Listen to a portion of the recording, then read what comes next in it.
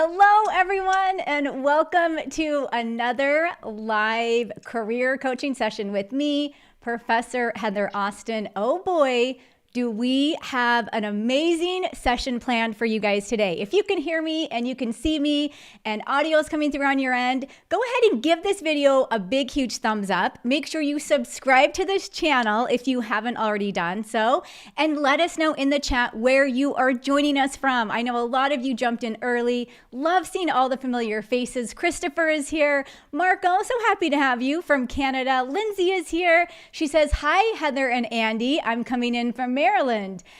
Mersey is here. Let's see, Alexa, Patricia, Ken, Trevor, Andy, all these amazing people. Say hello in the chat if you have not yet done so.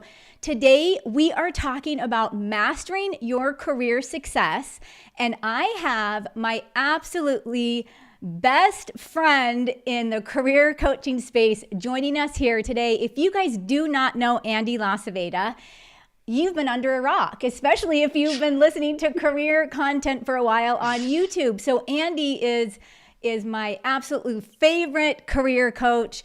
I'm gonna bring him on in just a second, and he is so pumped to be with you guys today.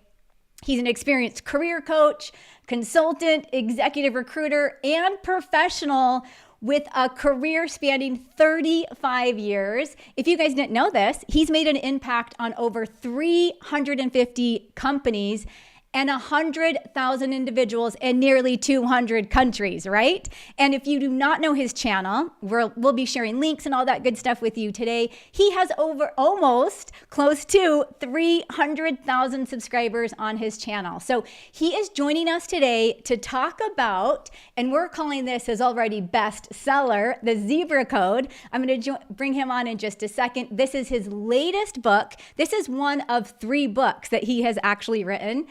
And he goes into mastering your career success in this book. I'm going to ask him some amazing questions here today, and he's going to teach you and give you some amazing teaching moments. So here's the thing. I want you guys to turn off all of your distractions.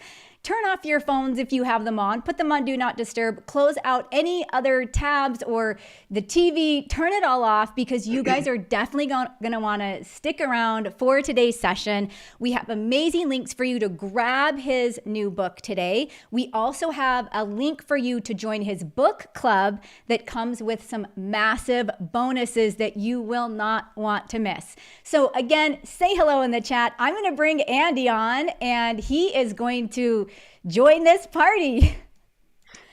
Hello. Hey, how are you? That was quite the intro. I'm just happy to be here. Thank you for having me.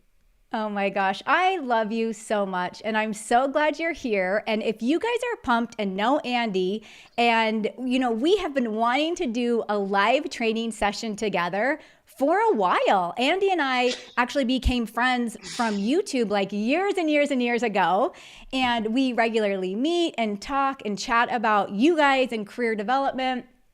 And this opportunity with his book was the perfect time to bring him on so that you guys can get introduced to him if you don't already know him. But can you guys type Andy in the chat if you are excited to see him talk about his book and give us some amazing, amazing teaching moments. So Andy, I want to know, before we get into all the amazing stuff in the book, tell us your story. Tell us a little bit about who you are, where you come from, all that amazing stuff. Okay, but I'm not saying a word yet until everybody in this chat gives Heather a huge shout out for everything she does for job seekers and employees, people who want to develop their career.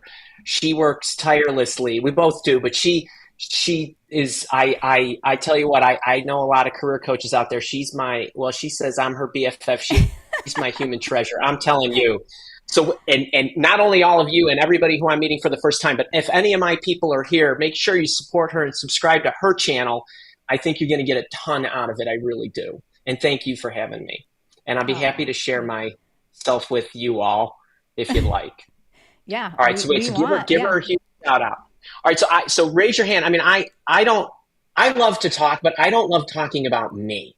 I knew Heather was going to ask me this because every time I get on a podcast or something, people ask me to introduce myself. And I know all of you job seekers just love introducing yourselves in interviews. But I thought about what would be the best way to tell you about my 35 years in maybe 3 minutes. And I thought the best way to do that was for any of you that are wondering, where to go in your career, or if you're early in your career, which route should I take? Or if you're one of those people who are, in my demographic and you're looking for your second or third career and figuring out which way to go. The one thing that I would tell you is I've had three distinct careers aside from the writing of the books and those kinds of things. And I mean, I have an engineering degree that I didn't want to have anything to do with when I became a professional. So I have an electrical engineering degree. And when I came out of school, I knew that I was good at math and science and engineering, but I didn't love it. And I liked helping people more than I liked doing anything that I did. But I always felt like if I could follow my skill, not a passion, I think that's reckless advice. I would never tell you to do that. I just think that if you early on in your career, or even if you're considering a change, if you think about what am I skilled at and what am I good at, and then get a job in that field, and then figure out as you work through that job how you can focus on the things you love. So I became an information technology and management consultant, and I did that for nearly 18 years, where I worked at a couple of prominent organizations. I consulted, I developed software, I grew into managing projects and running accounts and running divisions and marketing and selling and all of those good things to run a business. But as I got in my late 30s, I decided I really wanted to take a step closer to focusing on the individual, because as I was going through my consulting career, I loved the helping clients part. I loved improving business processes, but I really liked helping the staff develop. And so I opened up a recruiting firm called Mile Walk in 2004, where I knew how to consult, I knew how to market and sell services. It took me one step closer to focusing on individuals. And while companies were paying my bills, so to speak, I got to spend a lot of time recruiting people, helping them in their careers. And I did that for 15 years. But while I was doing that, somewhere along the way in 2015, I decided I really want to focus more and more on coaching and helping individuals, whether that's with their job searches, but really their career development in general. And so in 2015, even though I was operating my executive recruitment firm, Mile Walk, I augmented it and included the Mile Walk Academy, where it was exclusively focusing on helping individuals in finding jobs and in thriving in their careers. And while I had written a number of books before I had become a career coach in this fashion, how most people know me today, I knew that it was going to be really important to maybe the books were going to have to take a back seat, so to speak, to build this new business, which was really even more drastic than going from an IT consultant to an executive recruiter. Going to an executive recruiter to a career coach took a lot longer. And it's been, 9 years in the making now. And so the way I hope the lesson I hope you take from my background is find what you're good at. Hopefully that will pay the bills, and you will figure out a way to enjoy what you're doing and wring out the personal ROI for you, every single day. I'm now living my passion. I get to do that every day, but anybody who tells you to follow the passion probably made millions, billions, or whatever, and it's easy for them to say, but I know how hard it is as an employee to figure that out. So that's a little about me.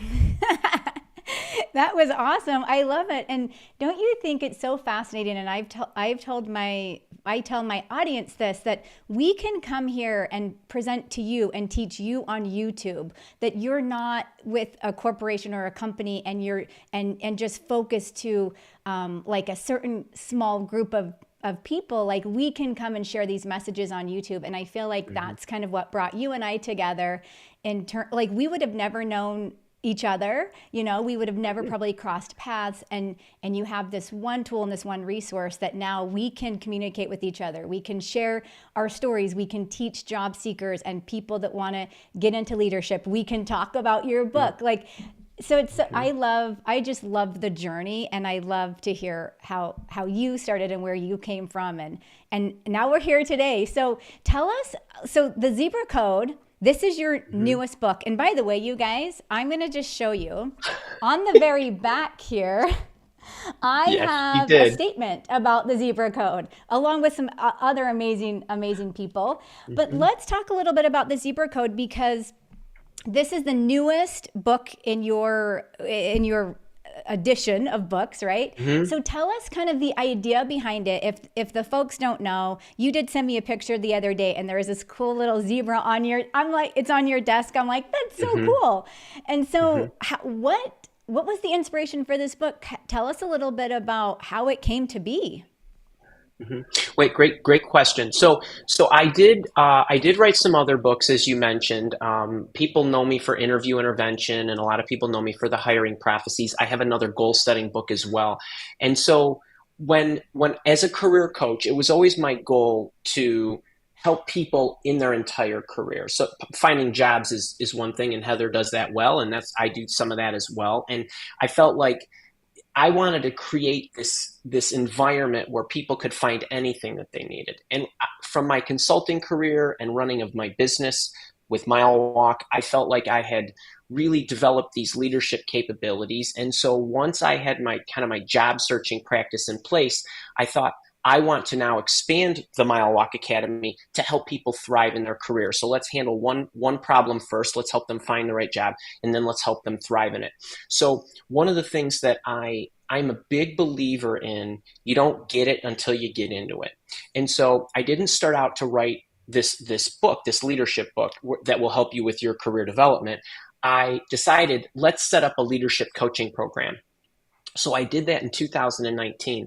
And I have news for you folks. The minute you say I'm starting it, Rome is built. It wasn't built in a day, but the day somebody announced Rome was going to be built, it was built. And that's how I approach everything in my life. So I started with, I want to have this leadership coaching program, but I don't really know what to talk about. Let me start with building confidence, and let me start with what leadership is. And I'll have a session, and now the leadership program is born. And the reason I mention this is because that program, I meet monthly with the folks who are members of the program, and I teach them career development lessons, career skill lessons. And I've been doing that for 5 years. And so what I wanted to do was, now that I had all this material and I have now been operating it for a number of years, I was able to see how these skill sets that I was teaching them related to operating themselves, communicating with others, and things of that nature, that everybody, skills that you don't really get taught in school, and you're just sort of supposed to pick them up on the job, but the skills that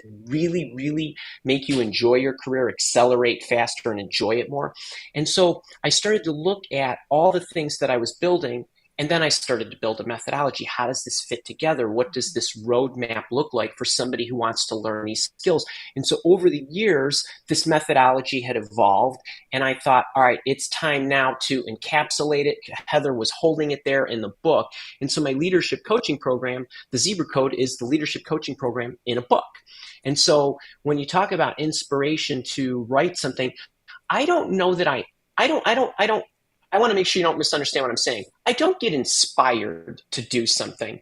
I just do something, and then I let it inspire me. And if I get, if I become more and more interested in it, I see how it can help people. That's what gives me the momentum. That's what gives me the inspiration. I don't start my workday at the wee hours in the morning inspired. I just start it, and then I get inspired. So that's how this book has come about. I love that. And you had mentioned earlier the confidence thing. So I feel like that is one of those things that professionals, job seekers, that is a big struggle for people, is building that confidence or learning that confidence to go into the workforce, to become a leader, to find a kick butt job offer, right? So there's this concept that you talk about in the book, and there's so many little pieces I want to touch on today, but there's this concept that you talk about in the book where there is the absence of traditional guidance beyond academia, right? So this is one thing that I'm passionate about because I have 4 young kids. Well, my oldest is 16, and they don't learn these skills in school. It's almost like we need a whole reform of not just like the elementary, the junior high, the high school, but the college systems, right? Where we don't learn we don't learn this in the traditional school system, right? So, and it's these major career obstacles. So can you talk a little bit about that, because I know that that's kind of a theme, is you're not learning this, right, in traditional academia. So how does the Zebra Code, and even just anything that you Yeah. teach related, address that gap? So it's a great question. And Heather, that's a great question. And for everybody else, the question that she's asking me is the number one thing everybody would want to know about how's this book going to help me? Why would I want to buy this book? And maybe I'm a senior, executive already, or I'm just starting out. And the big thing for me is I am passionate about helping people, as Heather is as well. We talk about this often, and I hope people that come to my show and her show can see that from both of us. But when I think about how do I help people, I always think about what's missing. And I think about whatever degree of school you went through, whether it's high school or college or master's or whatever, all the schooling that we've ever had, traditional schooling, has taught you how to become something. It teaches you how to become an engineer. It teaches you how to become an accountant. It teaches you how to become anything that you are going to be, become it. But it doesn't teach you how to be it. It doesn't teach you how to be an accountant. It doesn't teach you how to be a project manager, a salesperson, an engineer. And so when I got out of school and I took this information technology consulting job, I was trying to apply the analytical skills that I learned through engineering, but it was all the other skills, like how do I build relationships with clients? How do I make sure I'm getting my things done on time? How do I make sure I'm influencing, helping, being a team player, knowing how to communicate, knowing how to present, and knowing how to network? All of these things that all of us need in some form or another. Where does that come from? It's just not there. And the internet is great because you can access a lot of information. But what I felt was missing were not only the lessons themselves in the truest form where there was actionable insight and ways to practice building the skills, but I felt what was missing was the career syllabus. What is it that I, as a white collar professional, should do? And we all know this. The internet is wonderful and our friends are wonderful and our family's wonderful. But now that we have access to more information, it becomes more overwhelming. It's more confusing. We don't know what information and guidance is solid. And so I wanted to build something that I knew that I could argue is a proven methodology of, as you go through your career, if you build these skills in this order and continue to practice them and nurture them and grow them, you will get results. It will correlate to happiness. It will correlate to reward if that's your thing monetarily, right? More is always better, but it's not the be all end all. But still, people want to enjoy themselves more, and they want to take on more responsibility. They want to make a greater impact. So could I give them the formula to do that? That's really what I mean by taking it from, the traditional guidance in academia to now that I'm a professional and I'm kind of in the big blue ocean without a lot of guidance and I don't have a mentor, I don't have a coach. What steps do I follow? I love that. And it's interesting that you bring up the internet and how much information is out there. And now we have AI, right, that can help us with even more of our questions or more of our problems. And I feel like when I have a client or I have one of my Career Academy members, and I'm sure you feel the same way with your job search and leadership folks, is they're trying to piece all of it together. Like I say, you can go to YouTube and you could watch all these videos from both Andy and I and other people, and you can piece it all together. But sometimes the time it takes to do that and just figuring out, okay, I'm going to do this now and that now. This is the Zebra Code, and of course, like our programs and the things that we offer people, it gives, I love that you called it a syllabus, because as a professor, like that was always the thing that it was the very first thing we gave to our students every time the class started. Here's the syllabus, and it's like your guide to what's happening, what you're going to do. You don't have to go and now spend hours and hours and hours on the internet searching for information and getting different messages, and it's all here. So I think that's awesome. The other thing I wanted to talk about, because I do see this with my audience as well, is struggling with the skill prioritization, right? So, and like that effective career planning. So we all have our journey when we enter the workforce, whether it's through promotions or a lateral career move or whatever that is.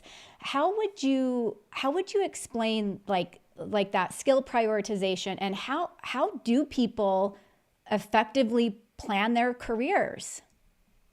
Okay, that's a great question. And obviously a difficult one to answer. And I did my best in the book to try to highlight this. So imagine you're me, and in my community, I have people ages 22 to 78, literally, and all across the board. And so I was trying to build a formula that any of them could use, but tailor to themselves, right? Because you and I, communication is very important, and we're in front of a camera or we're meeting with people or whatever we're doing, and we're trying to teach. Those are different skills. So somebody who's in, say, marketing or accounting, they might need different skill sets that become of greater priority to them. So what I did was I tried to look for a common formula that no matter who you were, everybody needs, most people that is, need to go through if they want the career, to achieve career success and be fulfilled. There are certain skill sets that you would need. And so it's probably good to explain. I see the world in 5 levels. And I think everybody can kind of follow this kind of map this back to their own world. And I think, initially it doesn't matter if you're coming right out of school, but anybody, even myself as a business owner, there's this producer level where we need to be able to handle ourselves and develop skills that make us the best us and most effective us to be able to literally produce. But it isn't, how do I sell this thing or how do I build this thing? I'm talking about skill sets like focus, like confidence, like productivity, planning and running your day, and things of that nature. How do I build good habits? Things of that nature. So basically operating myself. And imagine how difficult it is to do those things, right? At any level. And so the reason I want you to be able to do those first and focus on those is because if you're able to do that, if you know how to plan and run your day, if you have good habits and routines dialed in, if you're focused, if you're able to do those things, it makes building all the other skills and operating your day that much easier. And then as we kind of progress, there's the communicator level, which is really about this world. I don't care how many machines we have. I don't care all the AI in the world, the internet or whatever. This is a world made up of people. And so when you think about being a communicator, I think the skill sets related to actual communication as it relates to wanting to build relationships is the second thing you should focus on. So how do I communicate? How do I understand the other person? And I'm not just talking about how do we speak. I'm talking about being empathetic. I'm talking about networking. I'm talking about those kinds of things. So that how do I do that? And then as you evolve, more hopefully is expected of you, more that you want to take on, you become more influential. So how do I move this world? How do I move people in a positive manner where I can help them, inspire them, and help, whether that's the selling part, the marketing part, the teaching part, or whatever. And then there's the actual coaching and mentoring of people. So building and developing of the systems and of the people. That's the 4th tier. And then the 5th tier is actually the visionary, which is coming up with the great ideas. And so when I built the leadership coaching program, over time, I identified of those 5 layers that there would be 45 skills that really would take you through that evolutionary process. So depending on who you are, what your function is, where you are in your professional journey, you could actually tailor your playlist to skill development, but understanding kind of which ones you're going to get the best ROI in. And some of these are going to take longer to build than others and more practice. And what I do in the book is I help people understand what the methodology is. I give them 15 of these 45 lessons, let's say, but more importantly, there are actionable challenges. Usually they're about 1-month challenges to help you learn and groove the lesson, but also reading the insight and not applying it won't really change you. So I needed to teach you how to build your plan and operate your plan in the context of what you do as a professional, in the context of when your deliverables are due, when your presentations are, when you learn how to do something and need to do it. So the book is really not only the map, but is also the lessons, the skills, and operating the plan. And that's kind of how I see the world. Yeah. And if you guys, so for those of you that don't have the book yet or have not had the chance to pre-order, we're going to share some links with you in a second. But what Andy is talking about, and there's a big, huge portion in the book. In fact, this was like one of the most eye-opening moments for me, was that five-tiered methodology that he's walking you through in terms of where you're at, where you're going, what do you need to prioritize. So that was like one of my favorite parts in the book. Another question that I had for you, and by the way, you guys, if any of you guys ever join me live, I love to ask you guys questions because I want to see that you're here and that you're paying attention. So I want to know, if for those that are here, if you guys have ordered Andy's book already, or you already have it, type book in the chat, and we will be giving a link to you, as well as the link to join his book club with some amazing bonuses. And he'll talk a little bit more about that in a second. So type book in the chat if you guys have ordered the book, or if you don't have it and you're planning on ordering it, type book in the chat as well. So there's a couple of things that a couple of people had popped in and said, this is the best day. My two favorite career coaches online teaching us right now. I wanted to I ask love her a little, too. I love that. I wanted to ask about like the seasoned managers and leaders, if we have some of those folks here in the chat, and specifically how they can benefit from the strategies. And I know that you have clients, like you said, anywhere from 20 to 78 or 80, right? But let's focus a little bit on the seasoned managers and the leaders, and specifically what they can learn or benefit from by reading this book. Great question. So what I did, folks, just so you understand, so Heather was talking about the 5-tier methodology, where I just took you through the producer, the communicator, the influencer, the developer, and the visionary. And what I did is I took lessons from my leadership library, and I put them in the book, 15 of these. So there's 5 at the bottom tier, 4, 3, 2, and 1. As you get up to the top tiers, when you think about influencer and then the developer of people and the visionary, for a lot of managers of people, especially, inside the book, there's a chapter on coaching and mentoring others, where I've taken lessons for managing of people, motivating people, inspiring people, and conflated a lot of my leadership teaching into these chapters, where one is on coaching and mentoring. There's another chapter on delegation. Delegation is it's actually quite difficult to do, transferring of responsibility to somebody else. There's a lot of factors that go into that, and a lot of people do this poorly, again, because you've never really been taught what's the right formula. How do I figure out what to delegate, when to delegate?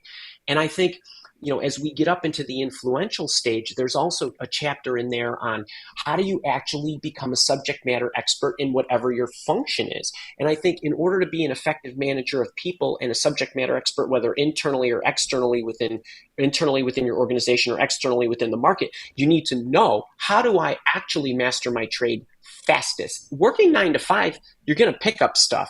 But to be truly great at your job, you need to work more on yourself. And so I think for whether it's the junior people or the senior people, these skills and helping you build those skills and working on yourself, to me, is what I think is going to make you better at all of those aspects. But remember, again, as I've cited a few of these in the top tier of the pyramid, all people, if you are more empathetic, you're going to be a better manager. If you are more focused, you're going to be a better manager. If you understand what motivates people, or how to share your personal stories to motivate people, you're going to be a better manager. And so while it may sound like, well, is it that the junior people get more lessons than the senior people? No, the senior people need all the lessons. The junior people don't need as many lessons. So it's the book benefits the junior people so much because they get the fresh sheet of paper and the right roadmap. The book benefits the senior people because everything in the book is for the senior person. So it's a palindrome that way. I mean, it's really an interesting phenomenon. Well, you mentioned delegation. So I think because I kind of know your background and how you got started and your leadership, and it's really similar to mine in that when I was just 27, I was actually an academic dean of a college, and I was training or going through like a training program to become the campus Mm-hmm. president. And my biggest struggles was delegation. Like when you're a new leader, Mm-hmm.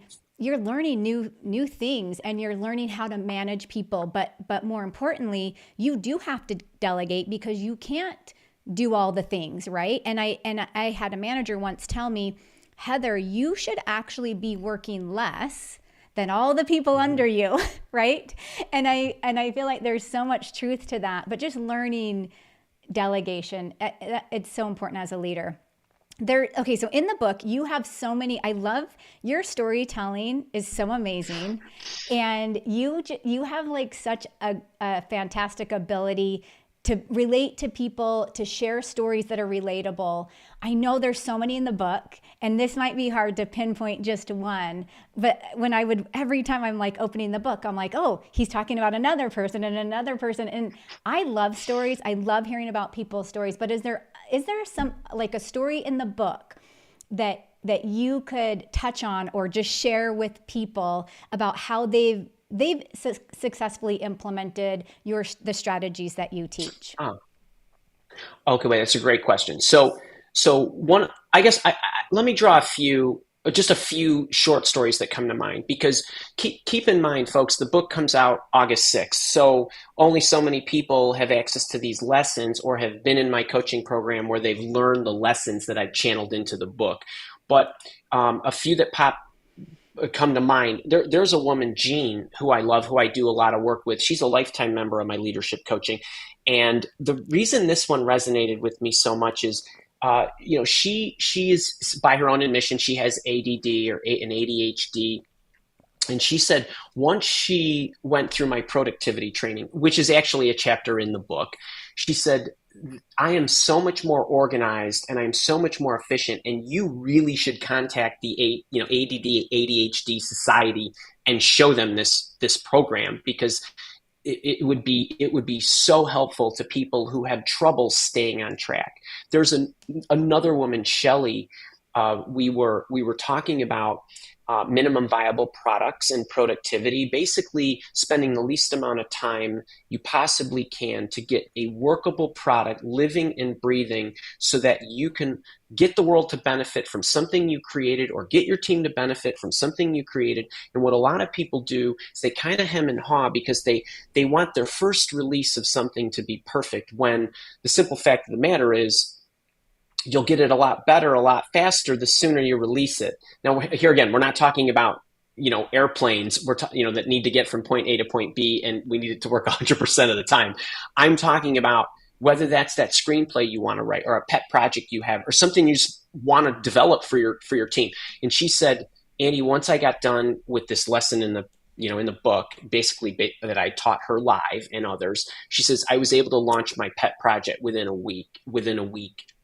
weekend, actually, and it was up and running within a week. And so things like one of my favorites is, since we were talking about delegation, is I have this woman. A lot of the people around my community know her. Her name's Kara. She's my right hand, left hand, every hand, feet, toes, everything. And she, in my recruitment firm, I had it up and running for a couple of years, and Kara was on a career break.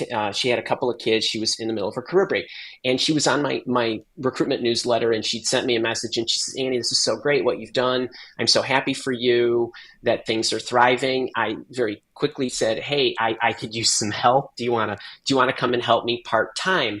And she said, oh, yeah, I'd like to work a few hours a week. I still have young children, maybe 10 to 15 hours. So I said, this is great. I could use some research help, and, you can work from home, and it's great, and we'll do everything over the phone. This was 2009. And so she said, that's great. I said, all I need you to do is just a few clicks around the internet, just do some research, put things in a spreadsheet for me. And she said, this is great. I could do it in the comfort of my own home. After she was on the job 2 days, I said to her, hey, Kara, I need you to get on the phone, meaning I need you to actually speak to candidates and interview them.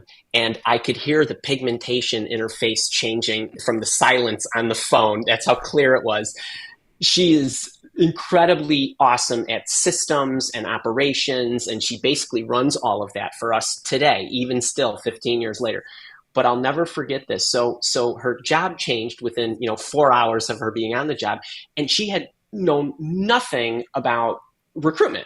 So now I want you to imagine, in a lesson in delegation, there are so many things that you're trying to think about. And one of the things about delegating is, does somebody have the foundational abilities, but for somebody to take on something that they don't have experience with, the one thing that she and I needed to do for her was kind of give her a formula. So I said, don't worry about it.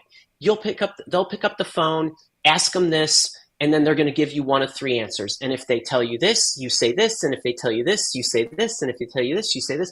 So we literally built her an hour-long dialogue of having a phone conversation.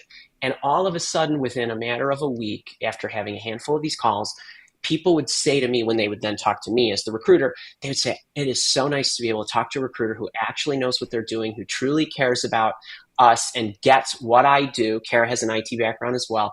And so it's just a great story about, it isn't just about dumping responsibilities on somebody. There's some thoughtful care and consideration that goes to transferring that responsibility.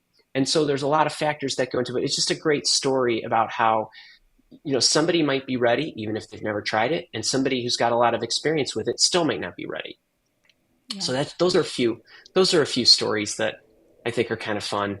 And if you guys get the book, which I'm highly recommending you do, there are so many amazing stories in the book, and just Kara's story and the stories that you tell. Because I watch your channel a lot, and I'm like, he has such good stories. And we've chatted, and you've told me stories about your dogs and all that stuff. And to me, that it's so entertaining in it. And those are really where the true learning moments, I feel like, come into play. So I do want to have the audience and everyone that is here in the chat have a second to be able to ask questions. If you guys have a question for Andy or me, pop it into the chat. Andy, I'm gonna give you first stab at these questions, because goodness. Okay. We'll see what pops in, and I'll kind of filter through some of the questions that we will answer.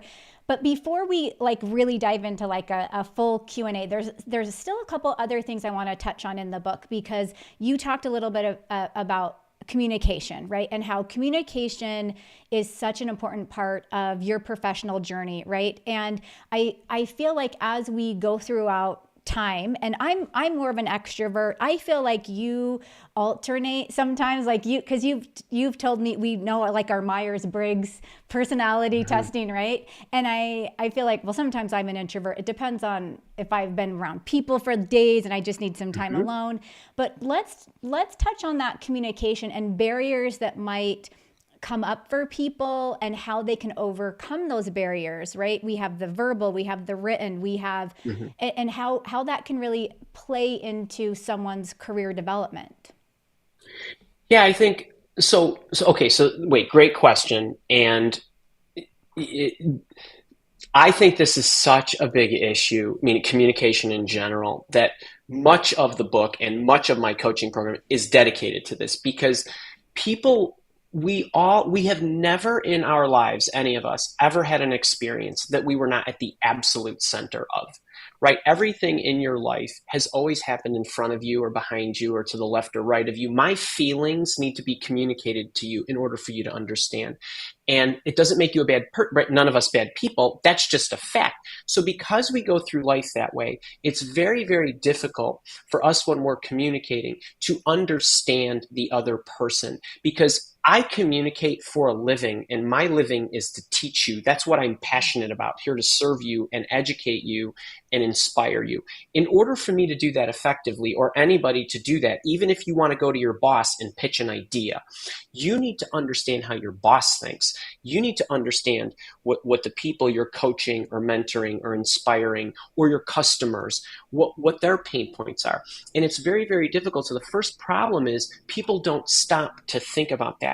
Becoming more empathetic and getting in the practice of this and trying to learn, that's a good step. But the other thing is I even myself, as an experienced operator of this, I go through the same routines every single time, or the camera on, or I write, what might they be live shelf? Before I turn going through, who would show up in the middle of the day to listen to me? They need my help. They don't know what I know. And so the first thing that will make you a better communicator instantaneously has nothing to do with communication and everything to do with just thinking about the other person, what they might be going through, what's important to them. If I'm going to go talk to my boss, what's important for my boss to know in order to make a good decision about? I need to show my boss how he's going to benefit or she's going to benefit, or how the company's going to benefit or the customer's going to benefit. It isn't because I want to do this. And so understanding that. So again, I have everything I do, there's a formula for. And so when I think about communication, I think about there's a way to sequence what you want to say, but it all starts with understanding who the other person is, the context around what your goal of the communication is, and making sure that you're laying it out in a manner that's going to be helpful for them to achieve their goal, not your goal.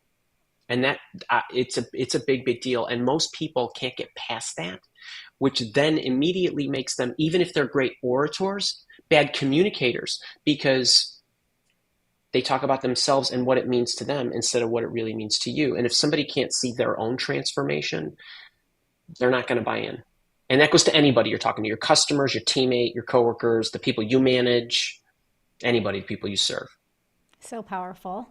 That and I didn't mention this to the audience at the beginning, but I've always looked, you are such a mentor to me. So when you always drop, whenever we have conversations, you always drop these like pieces of information that are golden nuggets. And I'm like, oh, like I want to be taking notes, right? Just everything that you're saying. Yeah. There was a question that came into the chat about building a network. So I know that is something that you talk about a lot on your channel and in your book. Networking is a daunting task for a lot of people. What would you say are kind of the key tips for building and maintaining a strong professional network? What are your thoughts on that? I love it. Okay, first thing is, folks, and I know a lot of people on my channel, I know a lot of people on Heather's channel, you're job searching, right? So your first reaction is, well, Andy, I need to network now because I need to find a job. So I'm speaking to all of you, and I'm just speaking to any of you that have great jobs where growing your network is important. That should be all of you, because believe me, your network is a great career insurance policy. Not to mention, it just makes life more fun. But the biggest mistake that I see people make, actually, let's just talk about the top mistakes, what I would do to change it. Number one, you only network when you need something. Obviously, we all know that's bad. You don't need me to tell you that. But even if you do that, even if you're in job search mode right now and you want to network, as you reach out to your friends, to your former coworkers, family, whoever it is, you're always thinking about what is it that I need from them. And much of the time what we do is we say, hey, I'm job searching. Do you know of anything? And if you want network to be effective for you, the thing that I say to everybody, no matter what your goal in networking is you have to have a network map. And it's where do I want to go and who can get me there is a much better way to go around about networking. So for any of you that are job seeking, because I know a lot of you on Heather's channel are, and my folks, is don't if you lose your job, don't go call your friends. Think about, where do I want to go? What companies do I want to go to? Where do I want to go? And who could get me there? Who could get me to the organization? Who can get me to the person? So lesson kind of teaching moment number one is, where do I want to go first? And then who can get me there? So get a networking map. Number two, there are really key components to and I know networking these days, the initial outreach is typically done online, not always. Sometimes we go to networking meetings. Sometimes friends introduce us to friends. Sometimes you just bump into people. But much of the time, when people are reaching out and they're trying to grow their network, they're not taking the time to actually personalize the message. And while that may sound trite, what I mean specifically is when you are actually engaging with somebody, you need to let them know who you are. You need to let them know why you're reaching out to them specifically. You need to let them know what you offer and what you want, the call to action. And there's a number of things that you need to include. But the one thing that I highly recommend, this goes to all my job seeking folks in Heather's community, but anybody who's trying to grow their network, is if you don't show them that this message is a one-of-a-kind message, it isn't going to be nearly as effective as you trying to spray all your messages to try to get people to bite, because the goal of a message or a reach out is to get somebody to respond. So what I tell my folks to do is read the message, literally read it. And if you could have sent that message to anyone else, then it's not a good message. So I think that's another big mistake, is that people are not sending one of a kind. I understand it takes a little bit longer to do this. That's really important. And I guess the third thing, there's a lot of tips I can give you, but let me just wrap it up with number 3. You've got to have some kind of system and some kind of gifts to have at the speed rack, at the ready. And so what I do is I think about, what are people that I want to meet throughout the year to help me with my goals. So let me give you an example. Your list might include people you want to meet at companies you might want to join, or people you might want to meet, or maybe you want to speak at a conference, or maybe become more of a subject matter expert in your market, whatever it is. If I want to publish a book, I need to start making a list of publishers, publishing owners, literary agents, acquisition editors, things that, folks that fall into those buckets. And they made my list. Well, they made my list a couple of years ago, and I was reaching out, and that's how the book gets published. But for you, what companies do you want to go to? Figure out how to get there. And then if you want to nurture your network, because it'll atrophy if you don't, it's important that you have a system for yourself. So like every other Friday, I reach out to a few people, whether they're new people or maybe people I want to keep up with. But I've got, kind of little standard messages that I start with, meaning I'm going to make sure I send so-and-so a good clip from a book or an article or a video I watched or whatever it might be. But I've got a speed rack of gifts. And I have a lot of gifts because I'm in the gift giving business. But believe me, any of you can write articles, you can find articles, you can send them my new book if you want. There's a gratuitous plug, or send them Heather's channel or whatever. Just send them stuff. But I think it starts with giving more than taking, right? So and these are things that a lot of people know, but it's just that they don't practice. Yeah, I think that's a big deal. That's so powerful. And I feel like if you are just starting out in the job search process, maybe we have a lot of people on this channel and a lot of people in my community that they've had the same job or been in the same position, or have received job offers through word of mouth for the last 15, 20 years. And now they're like, oh, I'm back in the job market. Where do I even start? What do I even do? Right. And so I feel like these networking tips are so powerful in just making those customized messages. And my biggest takeaway from that is the giving. Is it's so easy to reach out and say, hey, I'm looking for a job, right? Can you help me? But it's like, how can you help them? And you've been such an amazing mentor to me, and you've shared that message with me a lot. Like it's how are you showing up for them and helping them? So Catherine had posted a question in the chat. Will the zebra code be on Kindle or e-reader? And yes, it is, right? So I pinned the link for you guys to pre-order your book. So that's there. Mm-hmm. It's also inside the description below the video if you guys are watching this on replay, so you'll be able to pre-order there. Mm-hmm. But I also want to make sure we get everyone your book club link, because you have some amazing bonuses. Can you tell us a little bit about your bonuses and all that great stuff if they sign up for your book club? Wait, so that's great. So thanks Heather for serving that one up. So I can't remember who asked about the ebook. So the book itself is hardbound. So I don't know if you can see it, but there's a hardbound, it's an ebook, and it's an audio book, and it's pretty much anywhere. So you can get it anywhere. And if you order any format, I know some of you are just meeting me for the first time. I'm a giver. I mean, like, I give. And so what I did back in March, I started a book club. And I basically have been meeting with my book club members. Basically all you need to do to get in the book club is just pre-order the book. And there's a book club page. You can go over to the page, you drop your name and email and your book order, whether it's a digital order or a hardcover, from wherever you buy it. It's sold everywhere. You can get it in any format. And then what we do is we've been meeting every month, but also every month, and they're already in the library now, I have been taking a lesson out of my leadership coaching program library and putting it into the private community space for the book club members. So some of these messages that I've mentioned, like coaching and mentoring others, it's in the free book club. You can actually watch the hour or 1 to 2 hour long session that I did with my leadership club. My session on focusing is in there. My session on, I think, building empathy is in there, or self-awareness is in there, I should say. The power of your personal story. So there's a half a dozen lessons that are in there, which you can have. I wanted to give you a jump start because I like to learn in different modalities, and I know people like to learn in different modalities. So it's wonderful to read it, but it's also wonderful to watch it. So that's available. And the other thing is that coming up on this Thursday, the 1st, I'm adding another video lesson on being creative. So some of my techniques to actually generate great ideas. I'm giving you that lesson from my leadership library. And then next week on Tuesday and Thursday, we're meeting live on my YouTube channel to help you build your career development plan on Tuesday, and then on Thursday to actually go through the steps to master your trade. So you get all of that, and she wasn't kidding. It's $1,000 and some odd dollars worth of free goodies just by pre-ordering the book. I want you to thrive in your career just as much as Heather does too.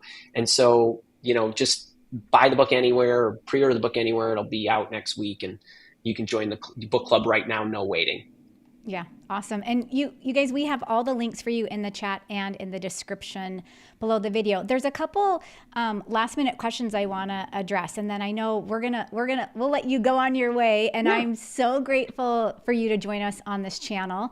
If you guys have not yet visited Andy's channel, he goes live. You're live every Thursday, right? Pretty much. Every Thursday. Every Thursday, and he has an amazing community. He has Kara that is in his chat moderating his chat. And I've seen your chat before, and I'm like, yeah. There are some amazing people here. Mm-hmm. So you guys are going to be welcomed with open arms, and Andy will teach you some amazing content over there. So make sure you visit his channel if you have not done so already. So a couple last minute questions in the chat that came through. So Marco, hello Marco, he's a member of my community. He says, I have been in the retail the last 3 years. I am studying public relations this September. I am in a career transition. What is the best advice for networking, obtaining work experience? What are your thoughts on that? I love it. Okay, Marco, and anybody who's considering any change of any kind. The biggest mistake, so we want to get you started in the right direction. The biggest mistake that people do when they change careers is they think about how they're going to feel in the new career. And I don't want you to do that, because it's very difficult to envision what the career is actually like. Wait, I want you to be excited and I want you to be interested. But the first thing I want you to do is find somebody who's doing, whether it's PR or whatever you're moving to, find somebody who's doing that job right now and talk to them and have them help you understand what they do, how they feel, what they love about it, what skill sets that they feel will make the best. I think, was it PR? Is he moving to PR or is he moving away from PR? Yep, public relations. Right. So you want to talk to publicists and understand what that's truly like, because it's very difficult. Let me just give you an example, because we're talking about me and Heather. I love that. By the way, I'm going to have Heather on my channel. We're going to talk about her journey too, because you can't envision how difficult it is to be a career coach, because a lot of people call me and they say, hey, Andy, I see you have an established business. I really like this. You've inspired me. I think I would love helping people in their careers. And that's awesome. And your heart is in the right place, except being a career coach is not just about helping people in their careers. I have to figure out all the messaging. I have to figure out the marketing, the sales, the systems, how to use this camera, how to use that camera, how to manage people. There's so many things to running a business and doing what this is that requires so many other skills than, and I get a lot of this from like people in human resources or people who are recruiters thinking, I'd like to open up my own business. It's like, it's not just doing your job. So as a publicist or whatever else you're moving to, understand what it's like. Do I want to do it? So I have a better vision of the field of what it looks like. Second thing is, the most important thing is to, and I would say this from a marketing view on your resume and in interviews, what are the capabilities that make a great publicist a great publicist? So speaking of the Zebra Code is all about those capability skills. Well, the capability skills are the foundational skill sets that make a great whatever. So a great publicist has what? Awesome marketing skills, awesome communication skills, probably a great networking skills, understands and is up on current events because they're marketing somebody that's going to talk about current events, or understands how to or get market, whether it's speakers, whether it's TV positions or radio slots or things of that nature. What does it take to do that? What do the mediums use? Oh, there's great communication skills, great email copywriting skills, and so on. So I'm making a list of all of those skills that I would need to develop is the first best step right after talking to somebody and getting that firsthand insight. Of course, you could use AI tools and other things like that and ask Google these kind of questions, but you're making an inventory of these skills. And so then what I would do is make sure I built a skill development plan. That's what the whole Zebra Code concept is about, but I would say that whether I had the book or not, and you want to make sure you're working those skills. Then you want to think about, what have I done in my past that I can show on my resume and in an interview? I have that skill. I have excellent communication skills. I have great marketing skills. I have great email copywriting skills, or whatever it might be. So it's thinking in those steps. I always think about, what problems do I want, right? So as a business owner, I want a product problem, meaning I have to build a product. I want a selling or marketing problem. I want a sales problem. I want a service problem. And we just keep growing into overcoming these challenges. It's the same thing for a career changer. So you're going to have to answer to that. So how do I make sure I know how to articulate that? How do I get those skills if I need them? And the one thing I would tell you not to do is, if you are not completely committed to making the change, do not go to school. Do not take certification training until you are 100% committed, because I would try to get in there and market myself as is first before I started building skills, because if I discovered I didn't like it, I wouldn't want you to waste that time. Can we do a mic drop on that? Yeah, it's contrary to what a lot of people think. Well, we get a lot of questions about career transitioning, and I love that advice. I want to know in the chat from you guys. I'm gonna ask Andy one more question, but I want to know in the chat what your biggest aha moment was from today's session. What golden nugget? What's your biggest takeaway? Type that into the chat. And while everyone's doing that, Andy, I want to ask you one more question. So Lindsay popped in and said, question for Heather slash Andy, should I bother pursuing a job that's in a field I don't want if I have to dedicate to learning more focused skills, such as payroll specialist, learning QuickBooks? What are your thoughts on that? Okay, wait. So if I understand it correctly, you're saying I have to choose, right? Every time you say yes to something, you say no to something. So here's what I would tell anybody. I get asked this question every week. So this question is a good one, right? Because a lot of people have this issue. What's the best use of my time? So then I say anytime I decide anything, I have a pecking order of priorities. So for example, if you said to me, Andy, I'm unemployed and I need money to put food on the table, I would say I support whatever choice you make to go find a job to start generating some income. That's the first thing. If you said, well, actually, I'm part of a dual income and we could manage, I have now the opportunity to make a choice. Should I take a job that I don't love, or should I spend more time building my skills?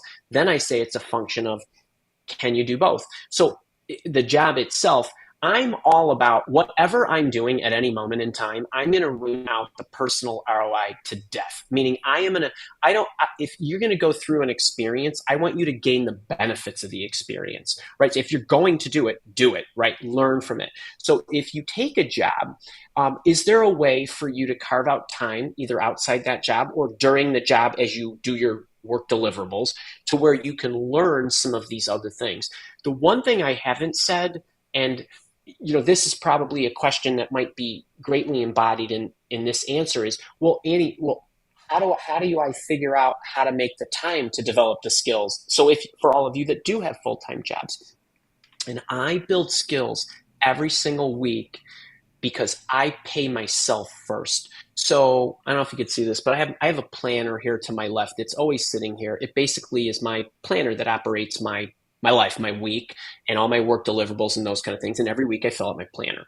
First thing that goes on the planner is, where is my skill building time? Where is the time I get to work me? Now, sometimes that's really early, maybe lunch, maybe tail end of the day, maybe Saturday, maybe Sunday. It depends. Sometimes I'm doing it while I'm on the bike, spinning in the basement or something like that. So I'll be creative. Maybe it's your commute on the train or on the plane or wherever. But it's making sure that that goes down. It's no different than saving, right? You get that paycheck. Hopefully you put some money aside first. You pay your bills with what's left, not the other way around, right? It's the same thing with skill building. So if I'm faced with the choice you're faced with, I'm thinking, can I have my cake and eat it too? I always look for and, not or.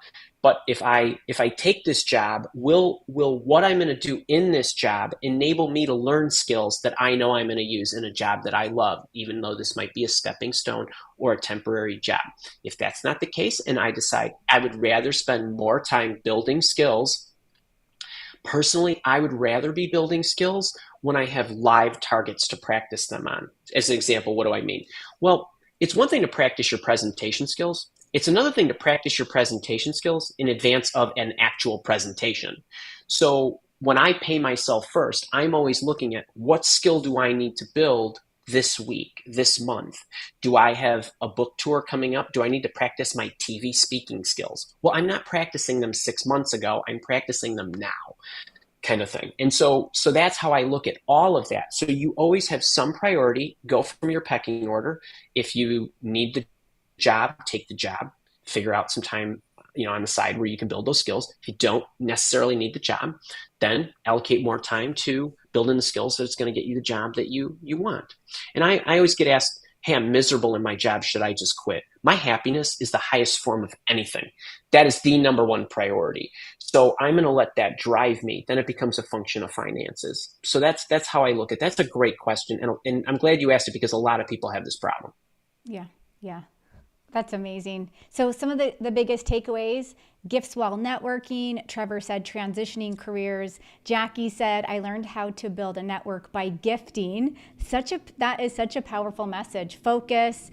Karen says, apply as is before spending more time and money on certifications.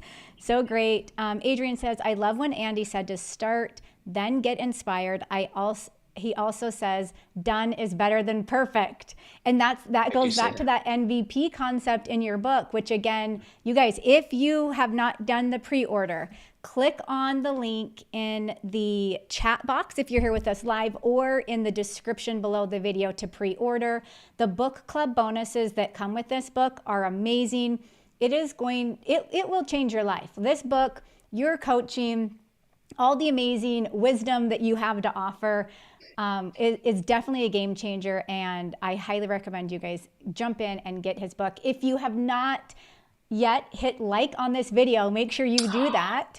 Make sure you subscribe to this channel if you're not already subscribed. Make sure you go and look at Andy's channel if you have not yet gone over to his channel. Like his video, subscribe to his channel. Andy, any last minute, these people are leaving here today. We love them. We're so happy you guys came and you're here. Any last minute, one piece of advice that you could give to send these folks on their way so that they can master their career success? Yeah, I would say you're good enough. There are people out there that ache for you to do what you want to do. And the faster you can get things up and living and breathing, meaning put it in motion, don't wait till it's perfect. You can always iterate it. You're going to get a lot better, a lot faster. You're going to add a lot more value to this world and to other people. And if any of you are hesitating about doing something, if you ever have a project that you're taking on, a work deliverable, a pet project at home, anything, and you are hemming and hawing and hesitating, shrink the amount of time from the time you decide to do it to the time you start it. So you don't give yourself a lot of time to worry. Get in motion, because you're not going to get inspired. You're not going to get it done unless you get in motion. And once you take a step, you're going to know a lot more about it than when you were spending all that time planning. I'm a doer. I don't spend a lot of time planning. I put the plan in place and I go. And then I know a lot more, and then I revise the plan, but I keep the goal the same. And so that would be my last piece of advice. If there was anything, that goes for your job search, that goes for sending the cover letters, emails, all the resume submissions, all hit the damn send button. Hit the damn send button. That's my final word, or at least on that anyway. So done is better than perfect, and you are enough. You guys, thank you so much for joining us today. And Andy, I just love you. You have been such a great inspiration to me, a great mentor to me. You know, we always talk YouTube strategy with each other, career coaching strategy. And I think of all the other career coaches I know, you are definitely my best friend forever. And I will have to say that you have given me the best advice on even just running my business. And when we finish our conversations, when we do a Zoom call, it literally changes the trajectory of what I'm doing in my own life and my own business. And so I just appreciate you so much. And I appreciate our friendship, and we will definitely be in touch. We're going to have you on the channel again, maybe book number 4. This is number 4. This is number 4. This is 4. Okay. Book number 5. That's okay. Maybe book number 5. Yeah. So you guys, make sure you grab his book. Make sure you join the book club. And we will all be in touch. Enjoy the rest of your day. Thanks, Andy. Wait, can I get one more word in? Can I get a thank you for Heather, please? This is really, it's such a treat. And folks, listen, job searching is lonely. Career coaching is lonely. Get the support. I know you hop on the channel, find a buddy. It makes all the difference in the world. It really does. Yeah. So thanks again, Heather. I so appreciate you. Thank you. Okay, you guys, thanks for tuning in, and we'll be in touch. Bye, everyone. Thanks for having me. Take care. Lots of luck, folks. Yep.